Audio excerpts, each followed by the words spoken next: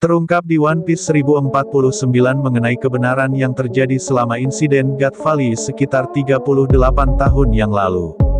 Fakta yang ada hingga One Piece 1049 menunjukkan kalau terdapat konflik di tubuh bajak laut Rocks sehingga mereka berhasil dikalahkan oleh kerja sama dari Garp dan Roger.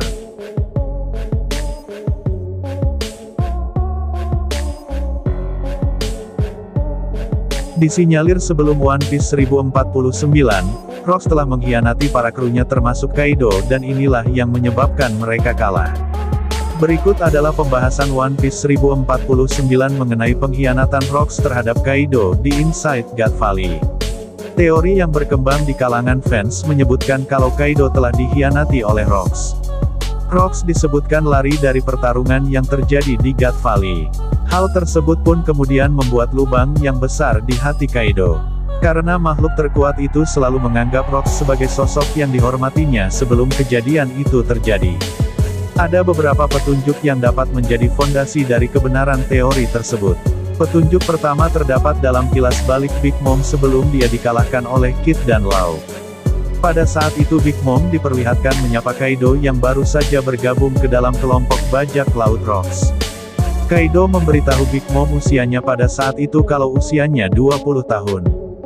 Big Mom kemudian mengatakan kalau Kaido masih muda dan bertanya kepada dia apakah ini pertama kalinya dirinya bekerja sama dengan Rocks. Namun tiba-tiba Big Mom mengatakan bahwa Rocks bukanlah sosok yang baik. Dia juga meminta Kaido untuk tidak mempercayai Rocks. Kemudian Big Mom mengatakan jika ada sesuatu yang mengganggu Kaido, beritahulah dia. Itu menunjukkan kalau memang Big Mom sebagai orang yang lebih dulu bergabung ke dalam kelompok bajak laut Rocks tahu kalau kaptennya tidak bisa dipercaya. Kemudian petunjuk kedua terdapat dalam kilas balik King saat dirinya bertemu dengan Kaido. Tepatnya saat keduanya dijadikan kelinci percobaan oleh pemerintah dunia di Panghazard. Pada saat itu setelah keduanya berhasil kabur, Kaido bertanya nama asli King. King pun menjawab kalau nama aslinya adalah Arbel dan Kaido menimpali kalau dia lebih cocok dipanggil King. Kemudian tanpa ada sebab, Kaido tiba-tiba mengajak King untuk menjadi tangan kanannya dan dia berjanji tidak akan pernah mengkhianati King. Pernyataan tiba-tiba Kaido kalau dirinya tidak akan berkhianat ini tentu timbul dari pengalaman pahitnya di masa lalu. Petunjuk ketiga terdapat saat Kaido berhadapan dengan para Akazaya. Kaido mengatakan kalau bajak laut akan berkhianat ketika mereka tahu akan kalah.